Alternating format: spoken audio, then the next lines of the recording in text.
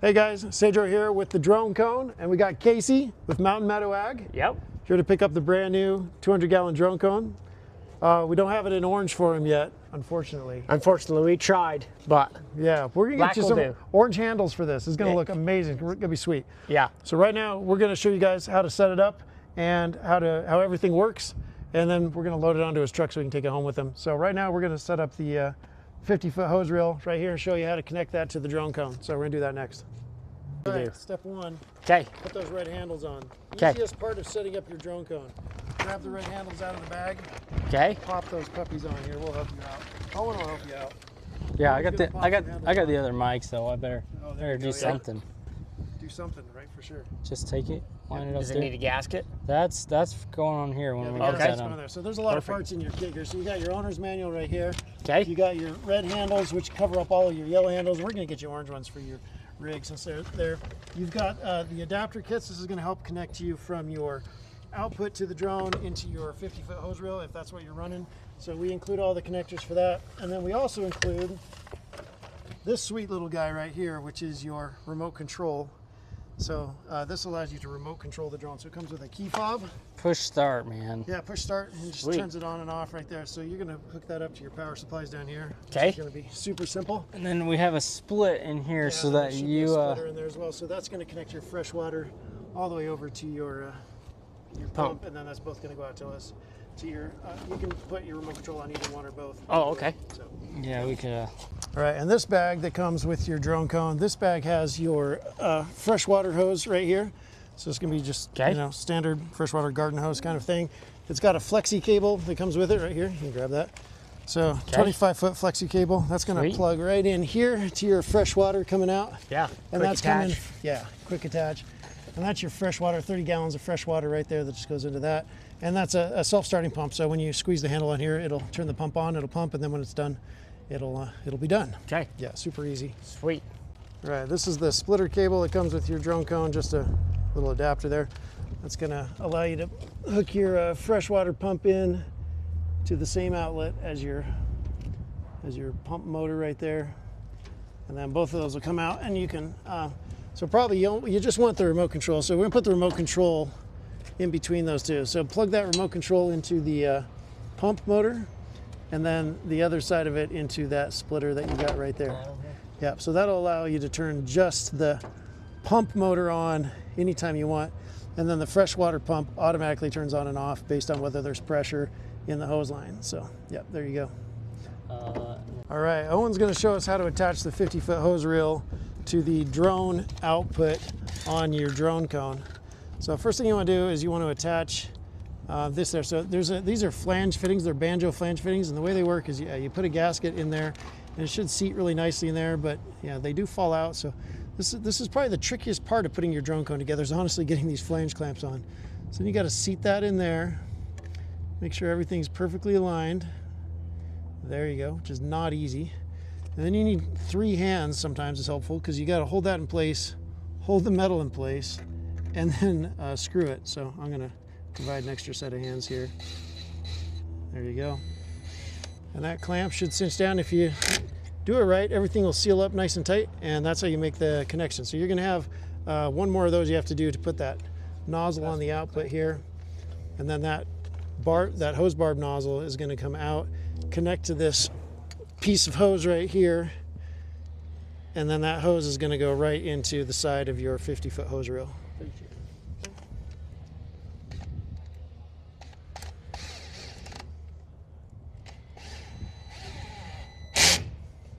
There we go. All right, so there's the setup. You got the remote control going to the big pump here. You got the splitter cable, and then that powers up the freshwater pump right here. So now we just plug this into our generator, and both of our pumps are powered up. Okay, now the trick with these, getting these hoses on these hose barbs is if you heat them up, a hair dryer will work. This is obviously a heat gun, but a hair dryer will work. So you heat this puppy up, and then it'll just slide right on. And Owen's a pro. He's been doing this for a while, so he knows the right amount to heat that thing up. Probably what, about 15 seconds? Probably. Yeah, and then that makes this way easier. And those clamps that come with it, you can do those anytime. They come off. You can do them later, but yeah. A little bit of wiggle. A little shove in there. Twist it on there. Twist it on if you want to burn your hand off. Yeah. There you go. And then that's fully seated. Then you just want to put that clamp in between the two barbs. There's a front and a back barb. Just put the clamp in between there. Tighten that puppy. There you go. And now that's connected to your drone cone. Like maybe we might bring another piece, just a standard piece here, and then 90 this back this way. Yeah, you can send it any direction you want. The great thing about the banjo valves is they can go any direction that you want, right?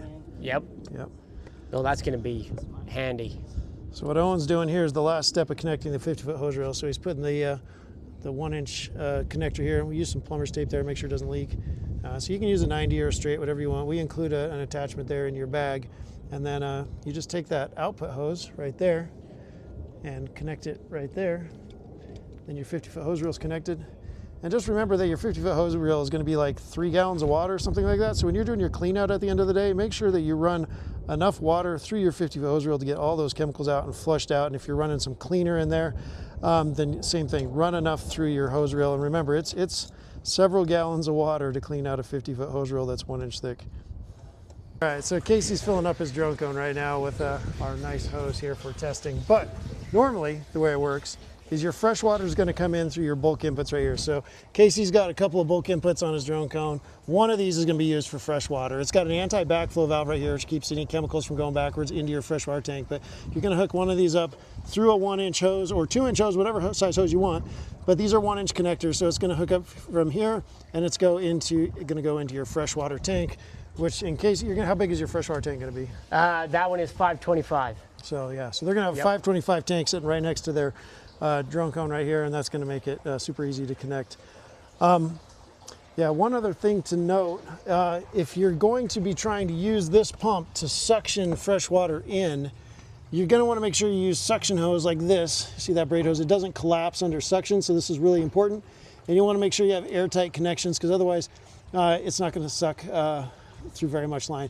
The other thing you want to make sure is you flood the line so that the liquid water or whatever you're pumping in is coming right up to here.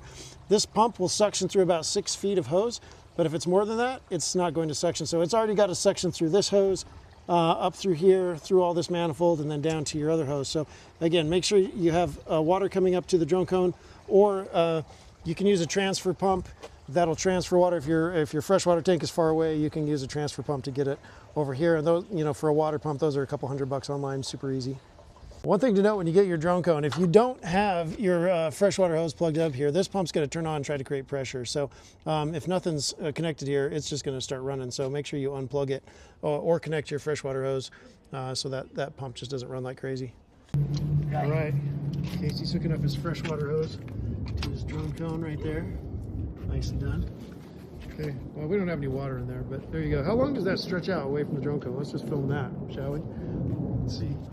Sorry, Ryan. I mean, that's 25 feet is what it's supposed to be. Obviously, you could go longer, but... You could. I think you could probably go longer. Anyway, that's the hose that it comes with. Feel free to add extensions or do whatever you want with that. So, yeah, it does recoil pretty good, though. Owen, explain why we got to prime the pump. So that the pump doesn't run dry. There we go. All right, how do we prime the pump? We go down here to the input valve of the pump. See a little nice arrow there. That is a nice arrow. Well done on that. You just quick release this here. The water's going to start flowing out of it. Yeah, we've got enough water in the tank right now where it's flowing through here, through that valve and all the way down. But if we didn't have water in the tank, it was the first time running it this season, we would fill the tank through that hose right there. Just take a little extra water, something like that. Just get a little bit of water in the pump is all we're trying to do. All right, so if you want to run the drone cone and you're not next to the drone cone, that's what that nice little key fob is going to do for you. So click the button, turns it on. And then what that's doing right now, we got it on the recirculation mode. So you can see right there, it's recirculating through the agitator. And the way that runs here, just to show you how simple it is the water's coming out of the pump, or out of the bottom of the tank, I mean. We got this horizontal. If we wanted to pull in from these guys, we'd turn this vertical right here. But we're going horizontal. So it's coming in through here, down through the filter, and then it's going into the pump. From the pump, it goes into this manifold right here, and it allows you to select whether you want to rinse your jug, clean your tank, agitate your tank, or go out to your drone. So right now we're agitating, we got this one turned open. If we want to fill up our drone, we're just going to turn this on, and that's going to start pumping water out to our drone.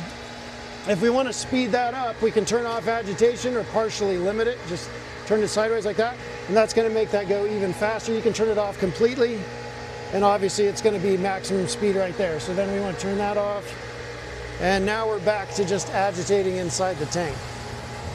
When we're set up on a job, right, if we're filled up, took the drone off, do I just push the button, shut it off, or do I just keep it running, agitating? You can. So depends on how you're running. So if you have your agitator turned off, like so if this is turned off, everything's shut off and you're just filling up your drone, then you're definitely going to, once your drone's full, you're going to want to turn that pump off so it's not just spinning with nowhere to go and it's going to burn out. Right. Now if you have your agitator partially open like this, that's going to allow the pump to have somewhere to go so it can just continue to agitate, and you can leave it turned on. So if you have a chemical that you're wanting to like keep mixed, Yeah. right, something that's got, you know, dissolvables, solubles in there, and you just want to keep it going, you can keep that agitator open. Again, now if you have the agitator fully open and this fully open to fill your drone, it's going to be slightly slower, but should still be fine. Like you won't notice too much of a difference, right? So as long as you keep that agitator open, you can run all day long, right? Okay. But otherwise, that remote control, I keep that on, like either connected to my remote control or on a lanyard around my neck. Yeah. Just so I always have it. So if I'm like, oh yeah, I just want to turn my pump off for a little bit, Hit the button. hit the button. It's Yeah. super easy. We use gas pumps on all of our other systems, so this is new to us. Yeah. But we're excited. No, I mean, I can turn it on, and we can still have a conversation. It's nice and quiet. It's isn't it? nice. Yeah, it's way super nice. Yeah. Yeah. Now, that's even with a little So- agitation noise. So the only other thing you really need to know is just this right here. So when you're done at the end of the day, right, you turn this on. Yeah, I got that valve. Actually, we might want to turn this valve around. I think normally it would go upward, but it actually doesn't matter. You can turn the valves either way, up or down. But you open this valve right here, and that's going to allow it to go through here. So if you want, go ahead and crank that sucker up. That's going to clean your tank at the end of the day. Woo! Don't leave the lid open when you do that. So there you go. That feature right there, Cedro, is going to save us hours in a day. Well, you just don't have to clean, you know, this whole inside it's a lot of material, and you just spray that puppy out, put some tank cleaner in there. Yeah. Oh yeah. Yeah, it's huge. And a lot of times, I mean, that's kind of what made us go the drone cone route, right? Is all of our other rigs have big tanks, big hot tanks that we batch into, and when we're rolling in late spring, early summer, one job will be grasshoppers, the next job will be 2,4-D, the next job will be Roundup, the next job will be who knows what, pasture stuff, you know. And so it takes a lot of time. Every time you get done with that job, there's typically 40 to 100 acres to clean that tank out every single time. Yeah, and you got to be thorough, right? Because you don't want to risk getting anything on the next guy's field or next guy's crops or whatever. Yeah. So if we can essentially clean this out in 10 minutes, you know, that gives us another 40 acres that we just saved that we can get done that day. Yeah, and you can be cleaning this out. At the same time, you can grab your freshwater hose from down there, and we ought to get that, actually get it out and show it. But the freshwater hose you can use to clean off, you know, everything else, your drone and everything else that's covered in chemical, right? You can be cleaning that off, separate pump than this pump, while this one's cleaning out your drone cone and running water out of here. And then obviously if you run out of liquid, right, you know, if you run out of fresh water, you can take that 30 gallons there and just dump it, connect it right in here, and then use that as part of your clean out as well. So that's super easy. The only other thing we haven't showed you is the jug wrench, which is pretty intuitive. The only thing you need to know on that is there's no valve for it. So there's no valve down here you have to turn on. So this guy right there just is a pressure valve right here. So yeah, go ahead and turn it on, I'll show you. So you put your jug on here. Woo! Yeah. And that's going to just spray like crazy. Even if you've got the other valves open, it's going to clean out your jug. So nothing needed. Just push down on there, and yeah, you're good to go. Which is huge because, I mean, by law, we're required to triple rinse every herbicide, insecticide jug, pesticide that we run. So to be able to triple rinse right here and do it and put a clean jug back on the truck is huge. Yeah, no, absolutely. It's just again, it's all about simplicity when you're out on the field, right? Yeah. Like how do you get the job done as quick as you can with as little effort so your guys don't go home exhausted, like, oh, you know, end of the day, 10-hour day and 12-hour day, and then all of a sudden you got to clean everything out. That's a nightmare. So yeah, simplicity, name of the game right there. One more thing I want to point out too is I don't know how many lids I have bought. My guys are dang good guys. They're super great at what they do. But you know how many lids are probably on the side of I-15 right now? More than I can count. They just leave them up when they blow off in the wind? Yep. So this is huge. Yeah. It's just the little things that have impressed me a lot with the drone cone. Well, it locks in. Like, So- this doesn't go anywhere as long as you don't leave it open. I actually have left these open and drove down the freeway, and actually I cracked one once because I was dumb and left it open. But Yeah. yeah, super easy to lock it in place. I guess the other thing we didn't talk about is the meter, right? So on the front of the meter, a lot of people don't know this, but so this is a turbine meter. So it's spinning as liquid's coming through, right? And the only thing better than this is like a rotary gear meter, and you can put a rotary gear meter on this if you want to. But the problem with rotary gear meters on this setup is this is on the suction line of the pump. So if you're suctioning through a rotary gear meter, it doesn't work as well as a turbine meter. This is a little bit more accurate when you're suctioning. But this meter actually has different calibrations on here. So not only can you obviously change from like gallons to liters and things like that, but there's different calibration setting here. So you have calibration number 4. So you can run different fluids from it, and you can change the calibration factor on that for the one you want. And there's a sheet, so all of those come preset. So you can switch if you're running something that's a little bit more viscous. You can run that in there.